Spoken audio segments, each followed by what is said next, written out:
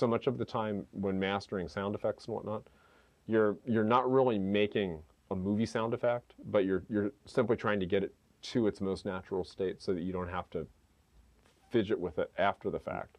Then you can add something like inflator to really make it big and profound. So you have inflator? You use inflator? Do you? Oh, constantly.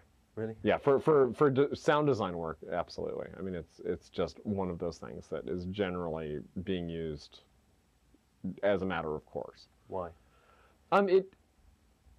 It fills out the low end of the spectrum, I think, really nicely.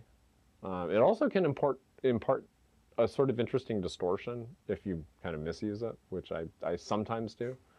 I subscribe to Randy Tom's metaphor of distortion equals art. And it's just a matter of like, okay, well, you just have to know how to artistically use it. This distortion that's pleasing to the ears, and this distortion that isn't so pleasing. Right, right. And, I mean, for film work, I mean, basically film sound in general is, more so than in music, in film sound, we're basically trying to fake reality. And, it's like if you see an explosion on screen from a film like Hurt Locker or something, it's like it has to sound huge, like giant, but you've got the physical limitations of the reproduction system. Yeah. So I mean, when I'm recording guns, I'm always kind of measuring that out as to like, okay, what mic am I going to put here, and how is it going to fit within the dynamic range available versus the physical dynamic range, which is generally probably twice what the recorders can take in. Yeah.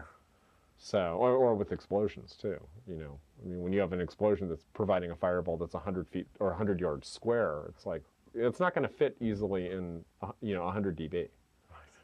So you use inflator to artificially make it bigger. Right, right. It tends to, basically kind of manage to pack more information into the actual, digital bit stream without sounding as though it's being compromised. Yeah. Just kind of, makes it full and I don't know, I really like it. I like the sound of it. The dynamics package. Again, for a lot of times for restoration. I mean, the expander I'll use very regularly. Can you give me an example of how you use that? Generally, for most things, it's basically to reduce noise floor. So, even if you have something like, a Foley sound, or Foley in general is one of those things where, it's like you tend to have a little bit of hiss that's coming from just the recording channel. So you can put that in place and have like a very gentle slope, and it will essentially take the thing down to zero when it's not making a voice. Yeah. And like I said, just the sound of it is really transparent and very, very useful to me. Do you use the Transmode plugin? Actually, I do quite a lot, or I shouldn't say quite a lot. I mean, it has its specific usages. Right. One of the things that I really like to do with it is actually if I'm doing things sending to a reverb or other time domain processes like delays or some other treatment. Sure. What I find to be handy is, especially with really transient sounds, to actually put a transmod on the send so that I can control how much of the transient the delay or reverb gets. So if you have something that has a very, very sharp transient, it won't like make a splash on the reverb. Very interesting. Providing a nice kind of enveloping. Yeah. Sometimes I'll use that in conjunction with the limiter dynamics as well. To otherwise kind of, it's honestly distorting the actual dynamic contour of the sound going to the time domain processor. Mm-hmm. But it can sometimes do some really neat stuff, even to the degree of, taking that sound and maybe putting even like a pitch shifter following it to kind of further elongate the initial transients, which can end up sounding really neat. It's just, it's something that's a little different, and I don't know if that's an expected usage or not, but yeah.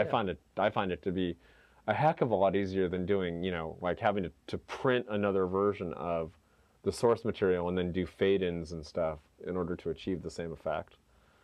It's sort of like, oh, well, again, this is a fast way to get to a solution, and that's one of the things that I always hated when I first started working in Hollywood, and having some just amazing mentors.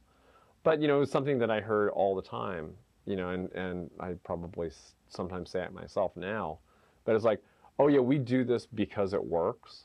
And it's sort of like, I always hated that because it seemed like it kind of stifled creatively approaching each problem.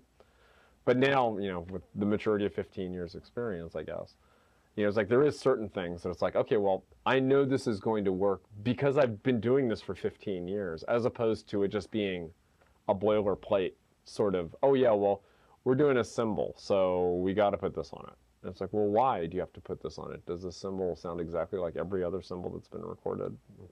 Probably not. There's no rules. There's no real rules, but it's one of those things where, it's like, I guess when you're in kind of the creative decision-making mode, as a musician, you hear a track and you go, I think a Fender Rhodes would really work good on this, as opposed to a clavinet. Yeah. It's just, there's the instinctual decisions that you make that just your long history of doing it kind of speaks to you in a manner that's kind of nearly subconscious, where you just go, yeah, a grand piano would actually be really nice on this chorus, as opposed to a synthesizer, or vice versa. So in that regard, the Transmode, I think, is a really wonderful tool. It's probably requires the most finessing, I think, just because the paradigms are a little different, in the sense that, there isn't a traditional tool for envelope shaping in that same manner. But, it's certainly worth the effort in learning it to be able to get outcomes that otherwise would not be possible. All of the plugins have just a really, really polished and finished sound. And, I guess